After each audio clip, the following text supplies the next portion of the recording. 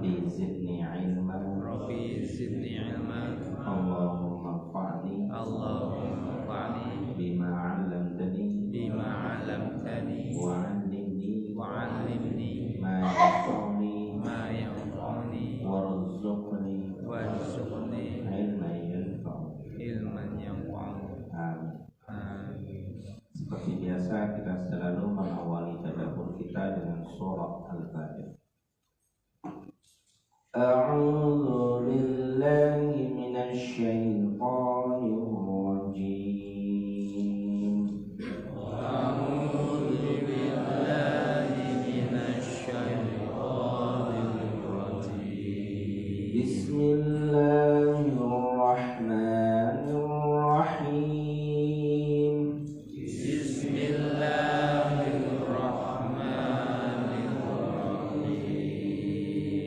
Alhamdulillahi Rabbil Alamin. Alhamdulillahi Rabbil Alamin. Ar-Rahmanir Rahim. Ar-Rahmanir Rahim. Maliki yaumiddin.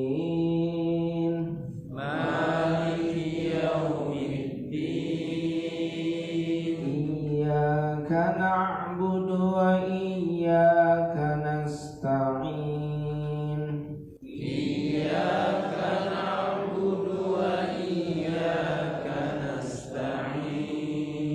Ihdinas siratal mustaqim.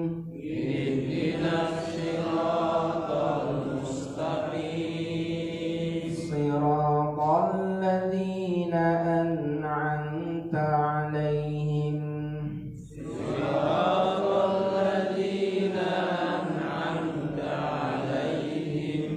Ghairil maghdubi 'alaihim waladdallin.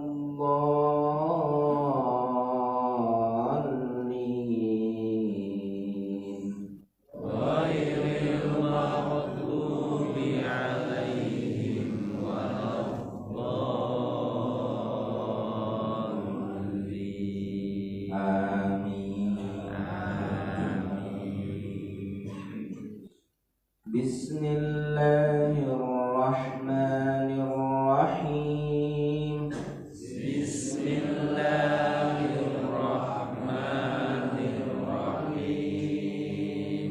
Qul huwallahu ahad.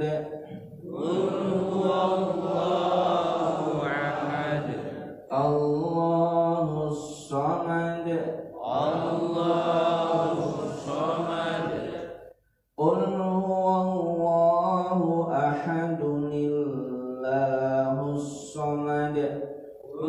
huwallahu ahadunillahus samad. Lam yalid wa lam yulad. Lam yalid wa lam yulad wa lam yakul lahu kufuwan ahad.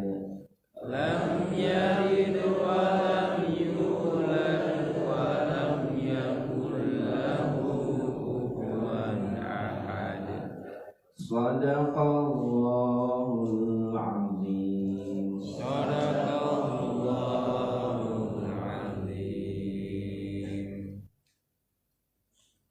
Ada yang belum hafal? Oh. Kita artikan Bismillahirrahmanirrahim. Qul katakanlah. Huwa. Dialah. Allahu. Allah. Ahadun. Satu-satunya. Allah itu as-somadu. Tempat bergantung. Lam yalid, lam yalid, tidak terlahir. tidak terlahir, Lam yalid, lam yalid, tidak melahirkan. tidak melahirkan, Walam yulad, walam yulad, dan tidak dilahirkan. dan tidak dilahirkan, Walam yakun, walam yakun, dan tidak ada. dan tidak ada, Lahu baginya, lahu bagimu, kufuwan, kufuwan, tandingan. tandingan, Ahadun, ahadun, satu pun. satu.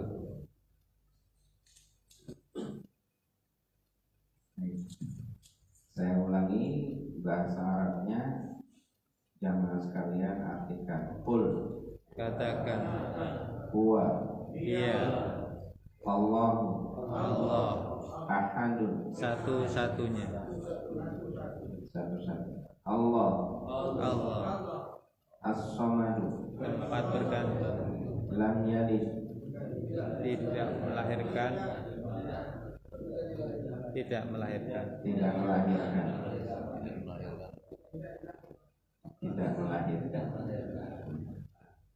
Walam yulad, dan tidak melahirkan, dan dan tidak dilahirkan, walam yakun, dan tidak dan ada tidak ada. Lahu, baginya baginya, kufuwan, tandingan, tandingan. Ahadun, satu pun. satu pun. Ini harus paham ini. Nanti dicek oleh malaikat penjaga surga, belum paham, repot. Kunci surga. Qul huwallahu ahad. Surah Al-Ikhlas. Surah Ikhlas. Tidak ada ibadah. Ibadah itu tidak berlaku selain dengan Ikhlas. ikhlas. Wa ma umiru illa liya'budullaha mukhlishina lahu-d-din. Jadi tanpa surah Al-Ikhlas ibadah dipertanyakan. Maka kita harus paham nih, surat yang pendek, terkenal, viral di mana-mana. Nah ini harus kita paham. Cuma 4 ayat. Surah ini cuma 4 ayat. Ayat yang pertama terdiri dari berapa kata? 4 kata. Qul itu artinya apa tadi? Katakanlah. Katakanlah. Itu perintah kepada siapa? Kepada Qul itu perintah kepada siapa?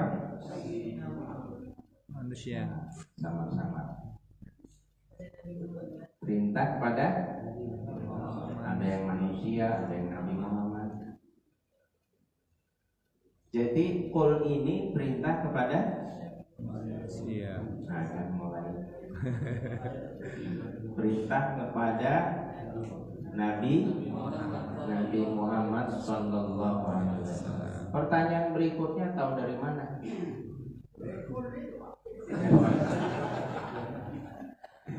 Tahu dari Qul itu.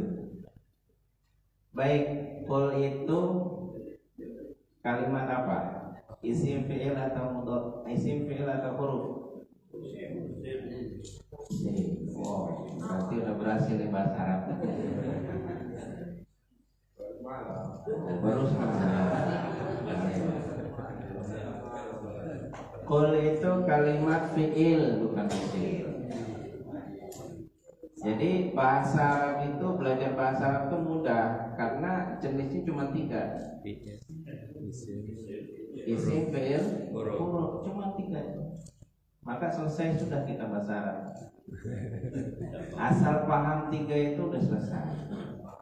Isim, fi'il, dan Huruf. Nah, isim itu kata benda, sifat, nama.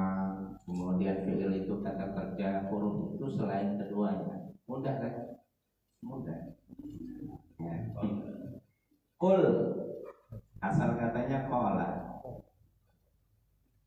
Ya. Asalnya lagi qawala. Ya, dia penimbangnya fa'ala. Baunya dihilangkan. Ya, karena orang Arab tuh kalau baca yang berat-berat tuh nggak mau deh. Jadi dibikin gampang, wawunya diganti dengan alif, jadi qala. Nah, dibentuk kata perintah nih. Qala yaqulu qul. Katakanlah. Nah, ini qul itu adalah kata perintah kepada siapa tadi? Nabi Muhammad. Nabi Muhammad. Tahu dari mana?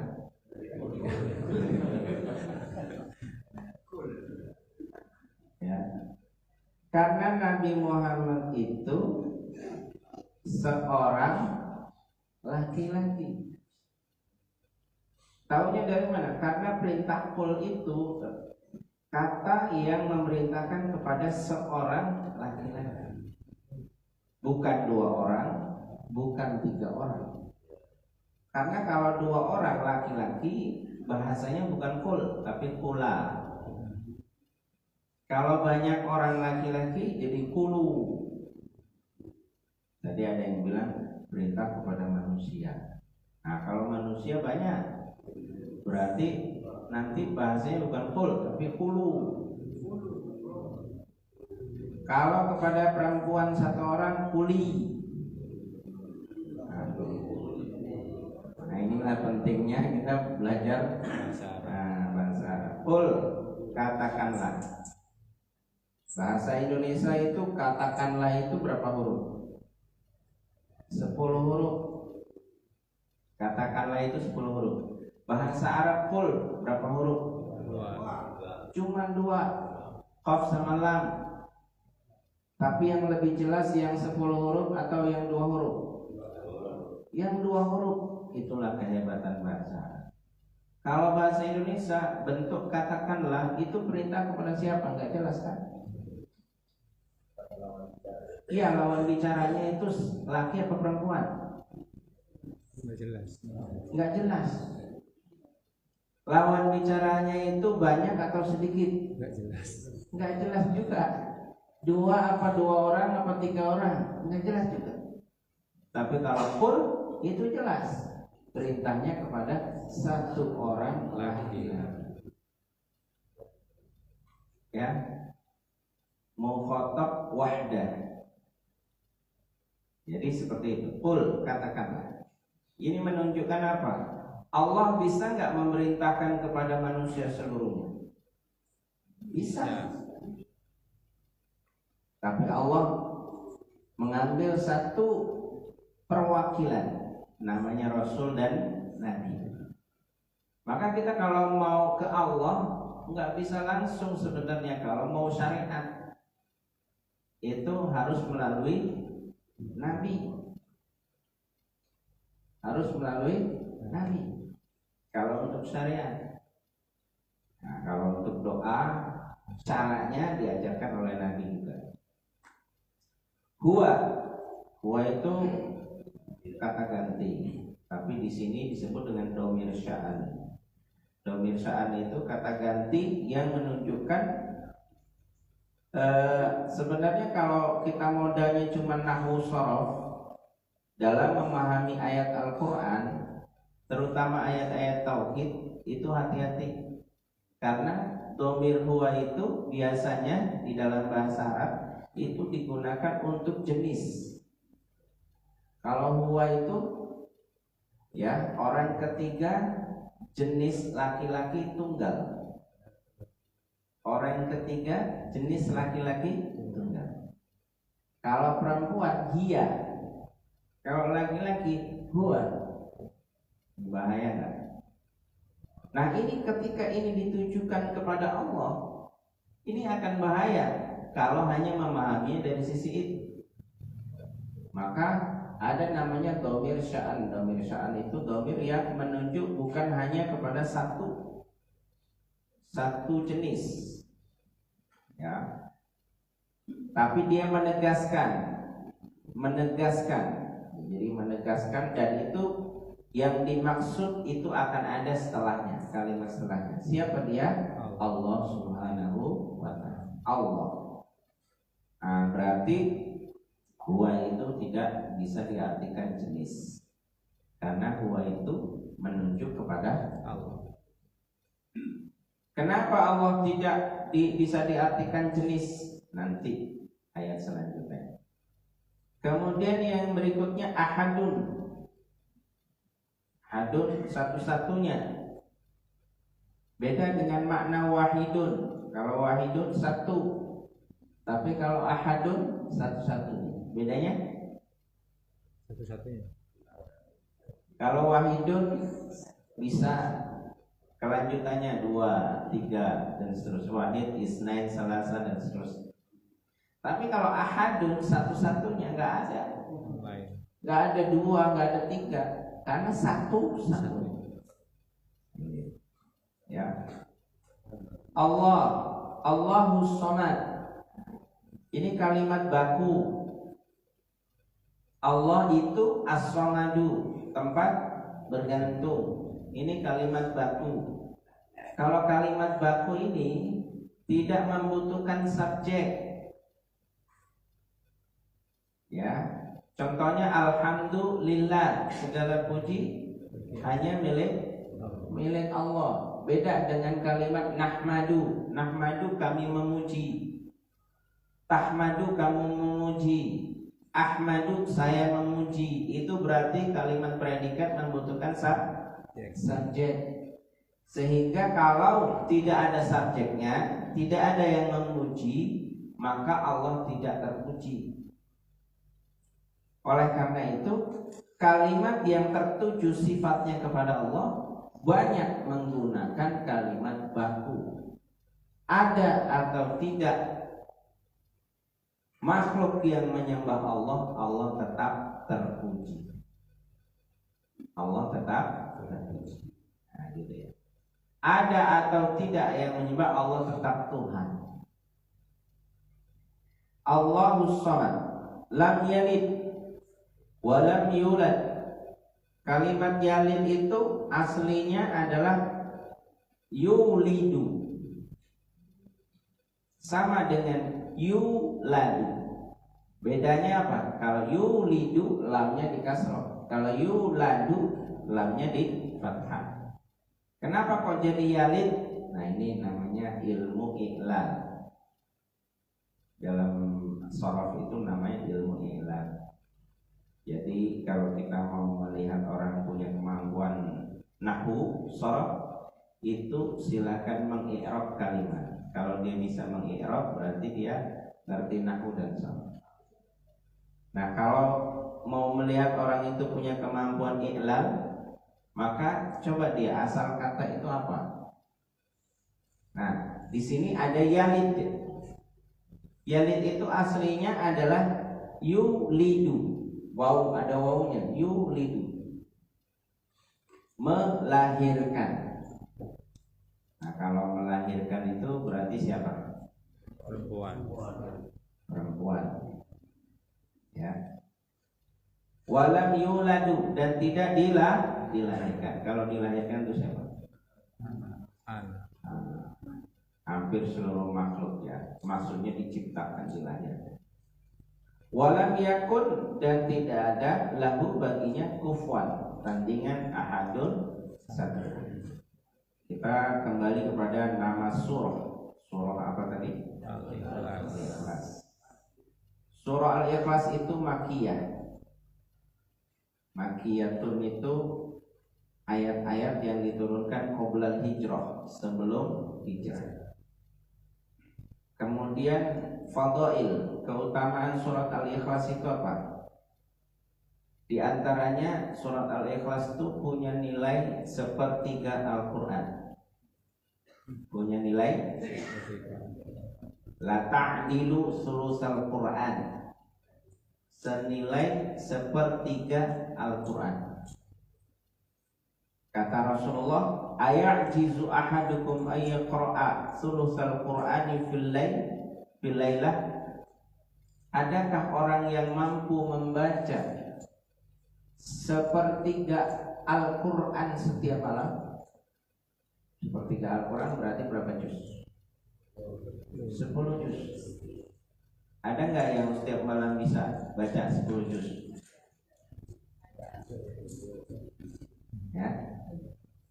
Nah, ini pertanyaan Rasulullah. Fasyaqqa alaihim, maka para sahabat merasa berat. Wah, kayaknya sulit ini 10 juz setiap malam.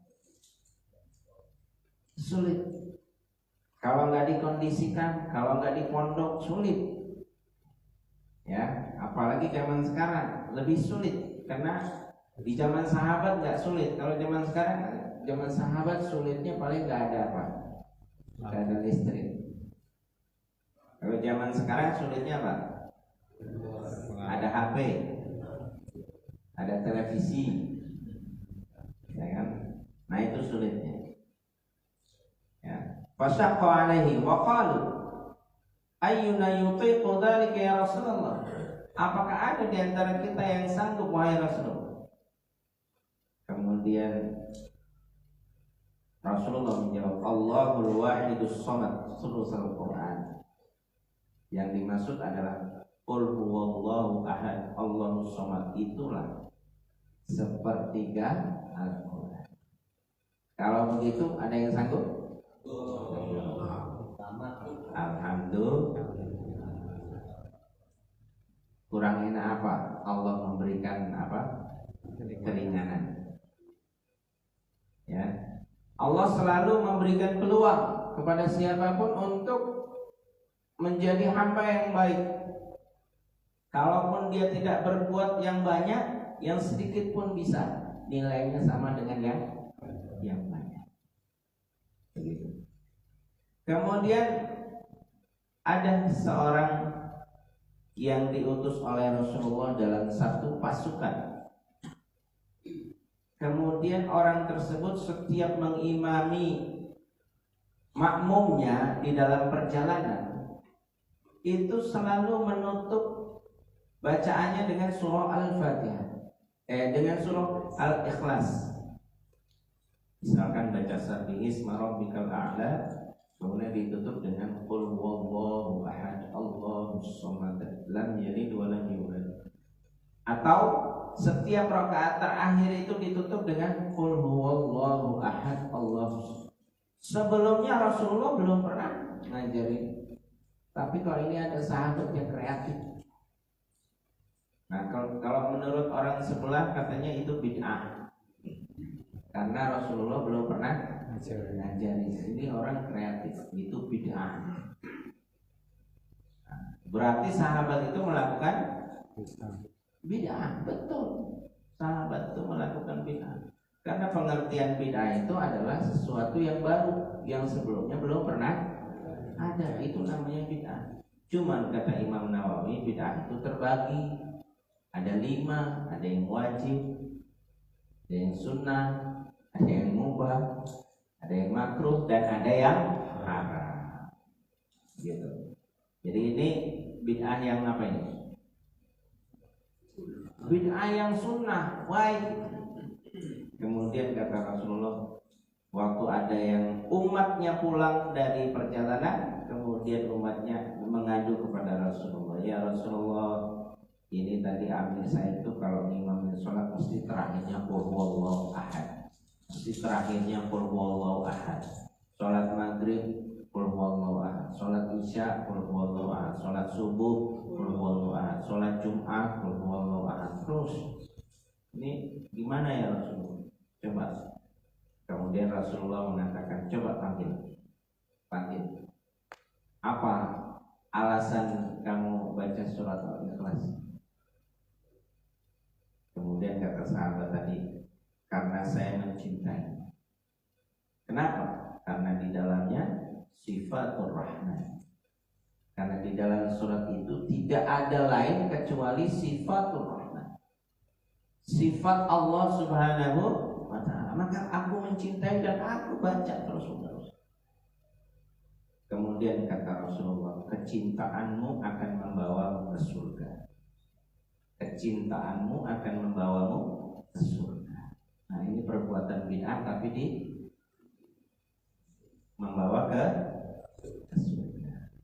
Jadi nggak selalu bid'ah itu ke neraka. Jadi ada bid'ah yang ke surga. Nah, jadi seperti itu. Kemudian masih banyak riwayat-riwayat yang lain, terutama riwayat Aisyah. Rasulullah menganjurkan supaya Aisyah itu sebelum tidur itu menghatamkan Al-Quran. Sebelum tidur menghatamkan Al-Quran. Ada yang sanggup? Saya tahu sanggup. Baca Qul huwallahu ahad 3 kali. Alhamdulillah. Jadi kita udah bisa sekarang sebelum tidur hatam. Alhamdulillah. Nah, mari kita lakukan ya.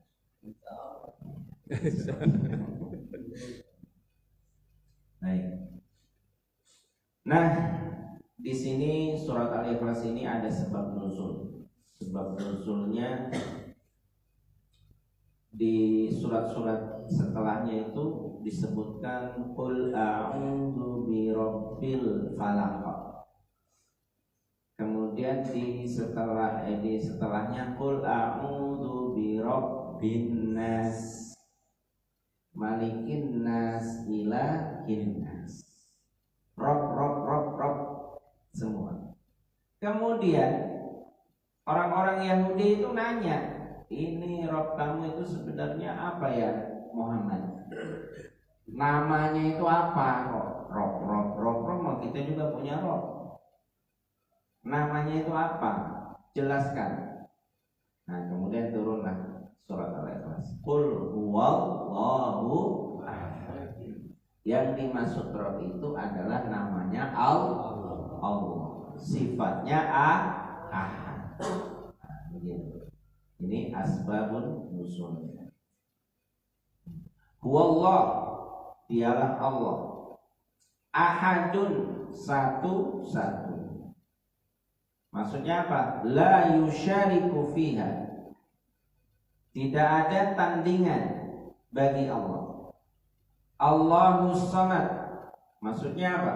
Alladzi yusmadu ilaihi fil hajat. Yaitu zat yang segala sesuatu punya kebutuhan kepadanya. Segala sesuatu punya kebutuhan kepadanya. Kita punya kebutuhan? Punya. Apa kebutuhan kita? Banyak jabatan, terus apa lagi? Kendaraan, terus apa lagi? Nah, kadang-kadang orang bahagia itu kalau sudah punya kendaraan baru bahagia. Kalau sudah punya rumah sendiri baru bahagia.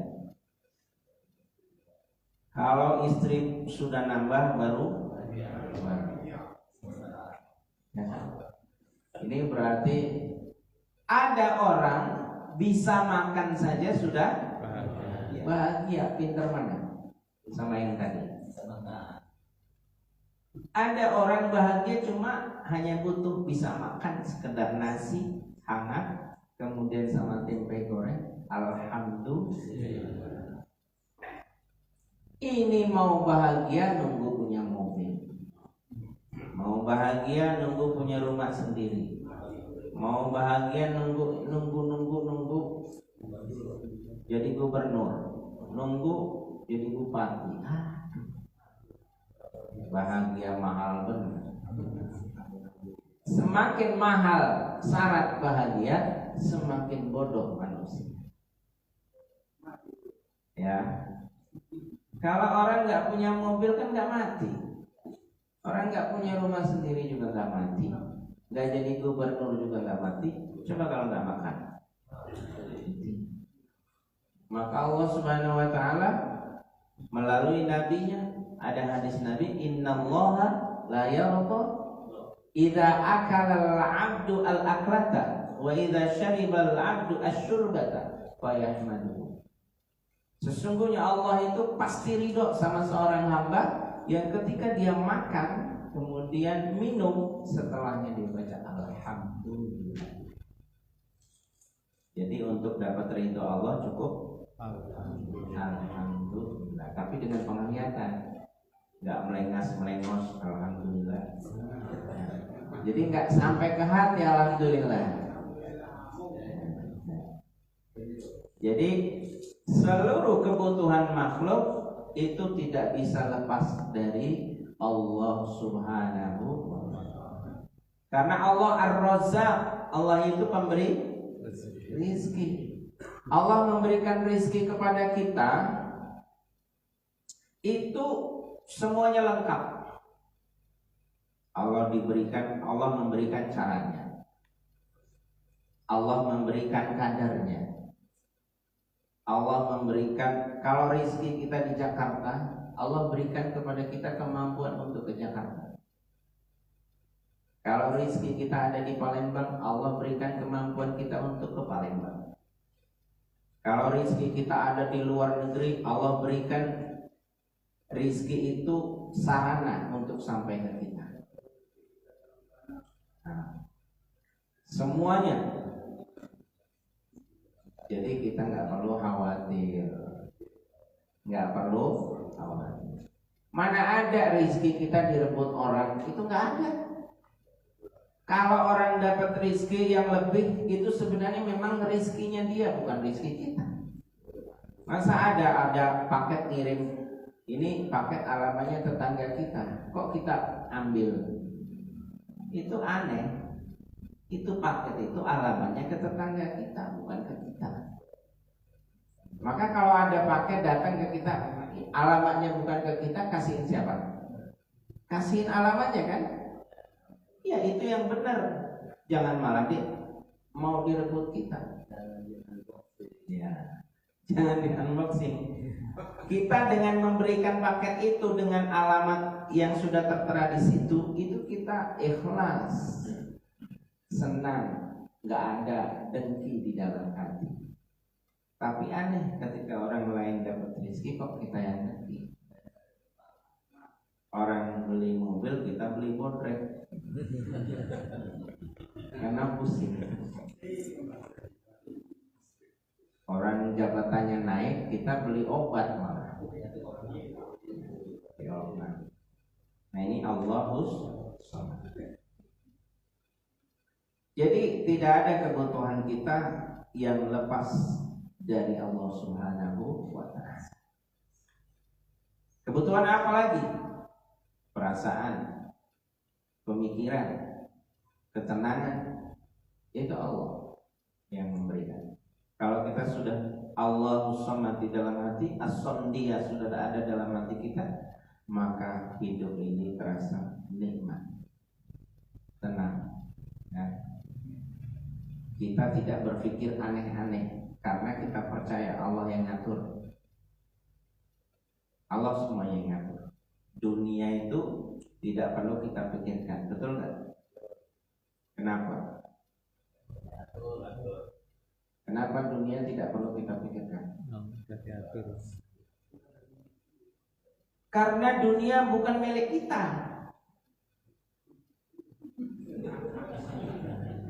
Coba kita mikirin rumah orang. Aneh kan? Ada orang beli mobil Pajero, kita yang mikir itu pajaknya berapa ya? Itu belinya kira-kira berapa, kreditnya berapa? Itu bukan mobil kita. Ngapain kita mikir? Kadang-kadang kita ini aneh. Sesuatu bukan milik kita, kita yang mikir. Dunia itu milik siapa? Allah. Milik Allah. Ya ngatur Allah. Terserah Allah. Ngapain kita susah-susah mikir? Nah, jadi seperti ini. Lam yalid, tidak melahirkan. Maksudnya apa? Lam yasdur anhu walad. Allah tidak melahirkan anak. Nah, kenapa teks ini diturunkan? Karena sejak Yahudi itu punya menganggap Allah itu punya anak, Uzair. Kemudian Nasara menganggap Allah punya anak, Isa. Maka Allah Subhanahu wa ta'ala membersihkan dari semuanya. Lam yalid, Allah tidak melahirkan anak. Li'annahu qadimun ghair muhdas. Allah itu maha qadim. Qadim itu apa? Paling terdahulu, tidak ada permulaan. Terdahulu, tidak ada permulaan. Ya. Walam yulad, dan tidak dilahirkan. Kalau dilahirkan itu dilahirkan pasti mati. Sesuatu yang dilahirkan itu pasti mati. Kalau Allah berbeda. Jadi Allah itu qadim. Qadim terdahulu. Ya, sebelum alam ini ada, Allah ada. Sebelumnya tidak ada permulaan Allah adanya. Jangan ditanyakan Allah kapan. Allah tidak berlaku pertanyaan kapan. Tidak berlaku bagi Allah di mana, karena Allah tidak membutuhkan tempat. Tidak berlaku bagi Allah pertanyaan bagaimana. Tidak berlaku. Tidak berlaku bagi Allah pertanyaan berapa jumlahnya. 4 pertanyaan yang tidak boleh disandarkan kepada Allah. Yang pertama, di mana? Yang kedua, kapan? Yang ketiga, bagaimana? Yang keempat, berapa jumlah? Ini dikatakan oleh Imam Nawawi Al-Baghdadi dalam kitab Qatrul Ghais. Ya. Jadi ada 4 ciri-ciri orang yang sempurna imannya mengenal Allah. Itu dia tidak mungkin bertanya 4 hal kepada Allah. Kalau kita masih bertanya 4 ini kepada Allah, berarti ma'rifatullah kita belum.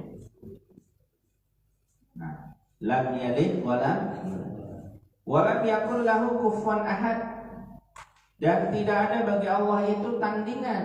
Laisa mathil, laisa syabih. Tidak ada yang serupa, jangan diserupakan. Maka hati-hati mengartikan ayat-ayat mutasyabihat. Ini ayat muhkamat ini. Yang kita jelaskan ini ayat muhkamat.